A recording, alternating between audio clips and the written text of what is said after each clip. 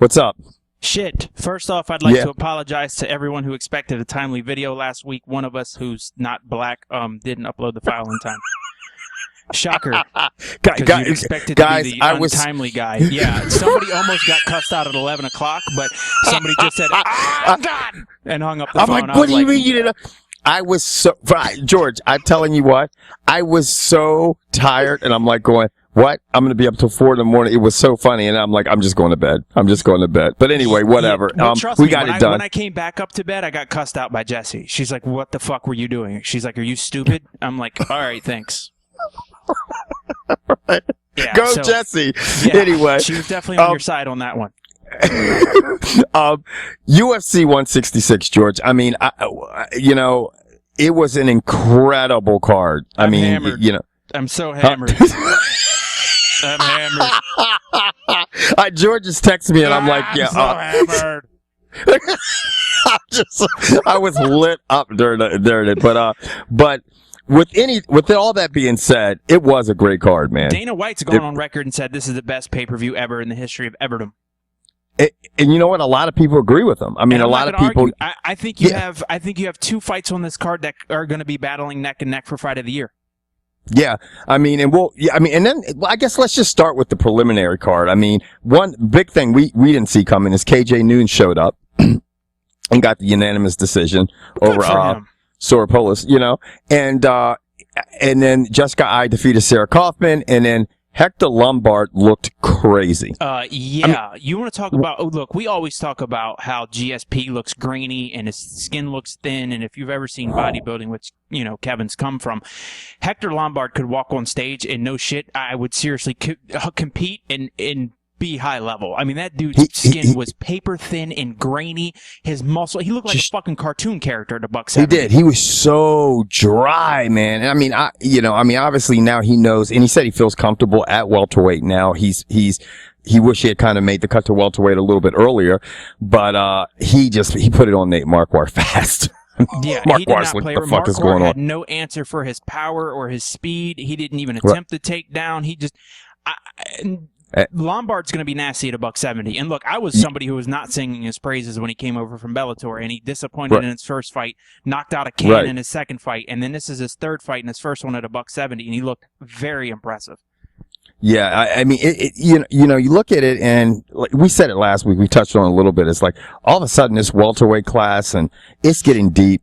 It's getting competitive, and you know what? I think GSP is like, you know what, man? I've rolled in this class for years now. Why sit around? I mean, especially with a movie career right there, I would be rolling the fuck out because you got too many hungry guys in this class, man. I mean, it's getting deep. And speaking of another fight on the undercard was Boach versus CB Dalloway. That was a decision. But dude, CB Dalloway. And you know what killed me? And again, this is one of those where I looked at Jessie's mom and she's like, don't let it go to the refs. Two refs had it 30 to 2 because CB Dalloway got a point taken away. And I understand because he kept his hands open and poked Boach in the eye at least twice, one time drawing blood. And you know what? After that, I'd have just DQ'd him. Like, if you can't keep your hands shut, and I'm so tired of hearing Rogan saying they need to change the glove. Dude, just stop poking people in the fucking eyes. But two refs had it completely one way, and the other ref had it completely... Like, I don't understand what these people are seeing.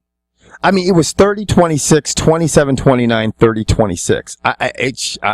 I'm telling you what, man, you're going to constantly have people Dana White's the first one to do it. He complains about the judging all the time. I'm like, you probably want to invest in finding some good ass judges then, if it's going to be an issue constantly. Well, you know what I mean? I don't think it's up to him. It's up to the state. They're state appointed by the athletic commission, aren't they? Yeah, that's true. Yeah, you got a good point. I'm talking outside of my neck because you're right. I think you and I should try to go get as appointed judges in Vegas. We could. You could be on one side of Cecil Peoples and I could be on the other. And he'd see us both at the same damn time. That mug is standing in the middle of the week and see both ones. Open up his front door, watch his kids playing in the backyard and shit. Anyway, man, let's get to the main card. You say, okay, then. You ain't shit, man. He might be out that way, isn't he? Okay. Anyway, wrong geographic location. I'm wrong sometimes. Sometimes. Anyway, The flyweight. And guess what, guys? Everybody toot my horn because I didn't say flyweight. The flyweight fight between John Dodson and Darrell Montague, it went exactly the way I thought it was going to go. And, I mean, John Dodson is arguably the second best flyweight in the world right now. I mean, the guy he's pretty much like what we said. He's fast, he's quick, he's full of energy, he's explosive, and bam, he hit dude with that left to the body and then opened it up top, and it was a wrap. That fast, Moving on to the heavyweight bout, I had this one very wrong, and I know were just like excited as hell because your boy came through. And the other thing I read is Dana White was the guy who reffed that match. Dana White said weighed about 97 pounds, and I think that was being courteous. And he was really upset that guy didn't get in there earlier because Shawn Jordan took some unnecessary damage. And as we'll get to in the JDS fight later about what that can actually do to you. In the JDS fight, he said he doesn't remember anything from the second round on. That's fucking scary. And how that relates is Shawn Jordan's on the mat and took maybe 5 or 6 extra blows that were just unneeded due to the ref not jumping in. And I don't blame Gonzaga at all. You go till the echo of the whistle. I mean, it's just like every other sport we've ever played. You go till somebody stops you. Oh, absolutely. And we've seen it. We've seen it happen before where you back off and next thing you know, the tides change and bam, ask Brock Lesnar. Yeah, so you have to finish the fight. Shawn Jordan, I mean, he came in and he clipped Gonzaga. He came in, and the thing is, he just wanted to come in and attack Gonzaga. And you know what? That probably wasn't the smartest game plan for him. He should have been a little bit more technical about his fighting, and he might have had a better chance. I'd probably would have ended with Gonzaga. Huh? I'd count if I'm going to go fight Gonzaga, I'm going to counter strike him. I want him to throw a strike and have him open himself up, and me to try to counter. But you know what? With Shawn Jordan running into a fight like that, he will always be cannon fodder for the heavyweights because as good as the top 5 heavyweights are, to me, there's a sharp drop off. Sharp. Yeah. It really is. Now, with that being said, Gabriel Gonzaga is slowly. I mean, his stint right now in the UFC is 4-1. So I mean, he's looking good, man. And I've been the person to doubt him. I know you like him because of the whole street fighter. And street fighter. You know what? Let's find out how good this guy is. Let him fight JDS. Let him fight. I mean, we don't know if Stefan Struve will ever fight again. He's got a heart condition. Wow. Let him fight somebody in the top 5 or 6. I mean, top 3. I mean, shit, he's got to be the top 5. Has he fought Verdun? I think they did, and I think Verdun beat him. But hey, don't worry, because somebody just commented and told us that we're fucking idiots and we don't know what we're doing. Yeah, somebody will say it. I just heard it. Now, let's move on to this lightweight fight. And you know what? This is another one we pretty much called. I actually, you said Sanchez. You were going for Sanchez, weren't you? Yeah, I figured he'd pull the upset because I figured Gilbert was the favorite. But I'm going to tell you what, Diego Sanchez, you cannot fuck with that dude's heart. He might have the biggest heart of any fight. I mean, and this is one fight that could go down for fight of the year. This in the finale or the final fight on this card. If I'm an MMA fighter and I'm hurting for cash, I'm going to fight Diego Sanchez because if I want to fight, I know that I'm going to definitely be a candidate for the fight of the fight. We're going to win fight of the night because every time that guy is involved in a fight, it's fight of the night. And it's because he keeps, no matter how much he gets bloodied up. I mean, Gilbert Melendez was keeping him off balance, hitting with that jab, opening up, big gash over the eye, but he kept coming forward, kept taking it, opening it. He's just a tough guy, man. But I tell you what, he was slurring like shit after that fight. Did you hear him? Yeah. And I'm going to tell you right now, he might, with him and Cub Swanson, those two might be in. Look, I understand John Jones is in his camp as well, but to me, Cub Swanson and Diego Sanchez might be the 2 most exciting Greg Jackson fighters there are out there. And the only reason I say that is because John Jones is getting kind of conservative in the way he fights. It looks like he's looking for a way not to lose instead of a way to win. And for you, anyone who's an athlete understands exactly what I meant. If you don't get that, then just don't worry about it. Go play a sport, and then you'll get it. Yeah. I think when you go to fight to win, I think if that's your fighting style and you start getting really conservative, I think that can hurt you, especially the way John Jones fought all the time, which is, he went out and attacked you with crazy shit. And I think if he starts fighting conservatively, someone's going to catch him. Yeah, and I mean, it might be your boy who's in this next fight we're going to talk about, right? Who slimmed and that down. was the heavyweight. Yeah, that was the heavyweight fight between Daniel Cormier and Roy Nelson. And like I said before this, to me, it was all going to be about how much they weighed in at. And Daniel in DC came in right around 225. 224, 225. And to me, that's intelligent. You're starting to take the weight off. And Roy Nelson came in at 246, which just shows us he's not really taking this serious. He's content with the paychecks, but he's content with running his mouth about Dana. I'm like, if you want out that bad, just get out. Like, all he does is bitch about the sport, then stop. No one's holding a gun to your head and making you fight. Well, he said he had a bad camp and everything, and he said he was, he's disappointed. Like he gave mad props to DC. He said, he's a technical fighter. And when we say this, everybody out there, I'm a fan of Daniel Cormier, but he is a very technical fighter, and it can get boring. I mean, just like with GSP. I mean, and I don't like those fights sometimes. I have a tremendous amount of respect for both of those guys because they're great fighters and both are champions, but they're so good at what they do, it's almost boring. And that's, I mean, it's actually crediting them, but it is. They're so good. And Roy Nelson said that. He said he wished, he could have mixed it up more with DC. They just could have slugged it out. But Daniel Cormier is not stupid enough to do something and get countered with that big ass right that Big Country loads up because he knows he can drop him. So he's not going to fight that type of fight. He's just going to, pull him up against the cage, out wrestle him, use his strength. And I tell you what, George, if he gets down to 205, if he takes that formula in and he can hold that strength, if he drops that last 20 and fight John Jones like that, John Jones could have a lot of trouble, man. Well, I tell you what, I'd like to see Daniel Cormier fight Phil Davis first, just as a tune-up. He's a like-sized fighter, just like he's about the same size as John Jones, same height. Say they're going to be fighting at the same weight, but get yourself a tune-up fight, make that final 20-pound cut, because that's still a lot of weight to take off. I tell you what, man, being 205. The problem is that he will stuff. Phil Davis is a great wrestler, but he's going to stuff his fucking takedowns because, I mean, you're talking an Olympic wrestler. You're talking a great college wrestler compared to an Olympic wrestler. And if they met, then you're going to look at DC. Phil Davis, where he lacks is his hands, and he's going up against a guy who is just a nasty boxer. I mean, DC's got some of the best hands in the heavyweight division. And he's sparring obviously with Cain Velasquez every day. I mean, you see how Cain Velasquez was talking him up, working with him. So they both are very good at what they do. And it's just like Venus and Serena. You got two of the best Put it this way, off of that performance that he just put in a fight that went to the decision, do you automatically put him in a title fight at 205? I mean, I would, because I think that's what the people would want to see.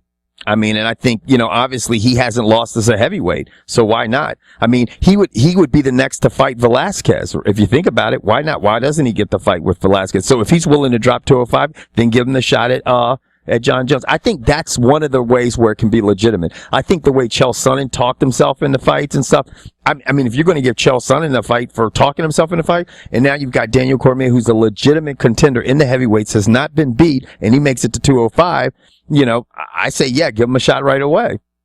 Okay. What do you think? As I've said before, I'm not a huge fan of Daniel Cormier. Like you said, again, I'm not knocking how he wins fights. It's just, it's not fun to watch for me. I agree with you. I mean, it's like GSP. Yes, it's a lot like GSP. And for me, I mean, if I'm in DC shoes, I'm going straight for the payday, and that's straight for a title fight. If I'm in Dana White's shoes, I want Daniel Cormier to show me he can make weight, that he can hold that weight, because the last thing you'd want to do is have DC get all geared up for this title fight and then miss the weight cut. That would be horrible for a main event and have him miss the weight cut, because now the fight truly wouldn't matter. So just me, if I'm Dana White, I want DC to cut weight one time to 205, make the weight, or even just show me he can make the weight, and then maybe I'll give him the John Jones fight. But I would make him fight somebody else at 205 first if I'm Dana. Yeah, I agree. That makes sense. That's just me, because I don't think, as many times as Dana White has been burned by fighters before in the past, I don't think he's going to throw him in. Now, he could if he gets enough hype and builds this up. And DC, but don't you think that? I mean, what you're saying, it makes sense. But I mean, don't you think? I'm gonna have to backpedal a little bit, because I think Dana White's concerned about his pockets, and I mean, honestly, if you sit back, I totally understand he's concerned about his pockets. And like I said, if they can build the hype and DC can get out there and get under John Jones' skin and start building this thing up, then go with the money. Dana's always going to go with the money. But I'd be a little worried if I was Dana, having this guy who's never fought at 205 ever in his history. The one time he's on record for trying to make that weight, he had kidney failure. Yeah. I would be worried, because it's going to hurt your pockets worse if that kid doesn't make weight. It just I would try to make the fight happen, but the bottom line is you and I both know, waiting too long for these fights, Floyd Mayweather, Manny Pacquiao, Anderson Silva, GSP.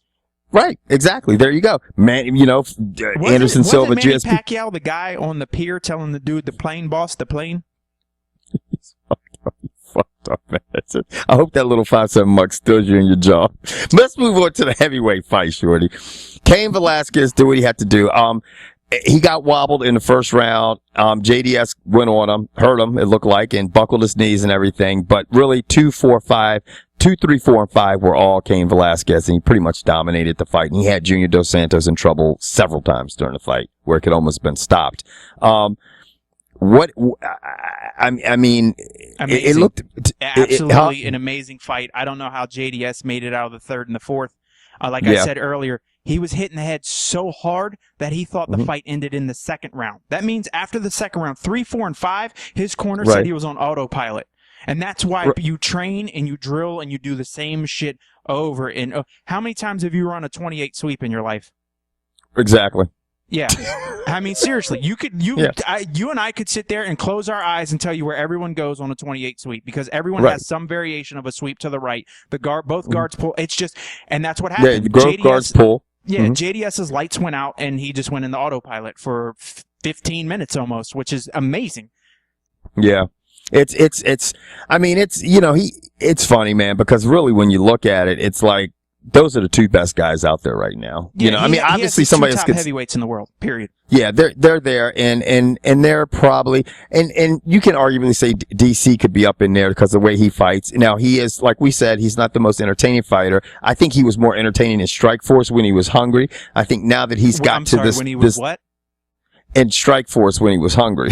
No. You didn't say hungry. What did you think I said? Hungry? No. You said hungry. It's not because he was. Yeah, that's why he was 245. You and I are hungry, but he was hungry. That's why he was pushing 250, 250. But I think, once these guys get into a position where they have a shot at a title, and they want, they're getting a lot of, mainstream publicity, then they start fighting more conservative because they're scared to lose. Yeah. Now, and so, with all of that said, Verdum is up next for a shot at Cain. What do you think if they take that fight and they move it to Mexico? If they move it to Mexico? What if Mexico's first event is Cain Velasquez versus Verdum for the title? Those Mexicans are going to be going crazy over Velasquez. I love them. Do you know what kind of gate and PPV numbers that fucker's going to do? Oh, yeah. Yeah, because Mexico has a lot of pride in their fighters, man. I mean, you can see that with the boxing. I mean, they could. That's a smart thing for Titus and Dana White to do, is to move it there, because, obviously, Cain Velasquez has a lot of pride from where he comes from. He's obviously in the States, way, but Kevin, his heritage. That move makes a lot more sense than letting the folks from Dubai buy into your company. Because how many cards have we had in Dubai since? Not many. Yeah, they had, I think, like 2. And they haven't gone back. They haven't gone back to Australia. They haven't gone back to Dubai. Dude, if you tap into the Mexican market, let me tell you, they will have 370 of those motherfuckers in a 1-bedroom apartment paying for that PPV. And the thing about it is, at the Mexican market, there are a lot of people that will, in the States, that will go to Mexico to see a fight. I mean, to go to Dubai, it's a long, it's a worldwide sport, obviously. But let me tell you something. It is still American driven here. You know what I mean? It really started here. The UFC did. And so, people, it's got a huge following here in the States. So these people just jump across the border and go right to Mexico to watch them fight. And let's take a look at prominent Mexican Americans in other sports. There is none in golf. You got Sergio Garcia, but he's a Spaniard. Basketball. Who do you have? Your boy Grievous Vasquez? Well, no, because he's from South America. Okay, well, all right. So, I mean, how many Mexican American football? Sanchez. Mark Sanchez. Okay. And Hernandez. Hernandez? Aaron Hernandez? Is he a Mexican American? I'm not sure if he's. I'm not sure. I don't know what his heritage is. Cocaine for an asshole. And then you go. Well, I mean, I imagine Mexican Americans litter the MLB, but yeah. I mean, I think the MLB, and there's a lot of Mexican Americans in football too. Really? I mean, definitely. Yeah, oh yeah, in halves. I mean, the problem is the country's so mixed up now. I mean, they might have a Mexican father, a Mexican mother, white mother, my dad, black mother, black dad. I mean, it's just mixed up. This might be the one person outside of the boxing world that these guys might rally behind and help drive this sport. I mean, not necessarily that the UFC needs a lot of help at this point, but it's just one more person that they can get behind and another market that Dana and the boys can tap. Yeah, it is. But I mean, and they really can. I mean, they can go a long ways with that. I think that's a good point you're making, because it's like Mexico is a big market. But I'm gonna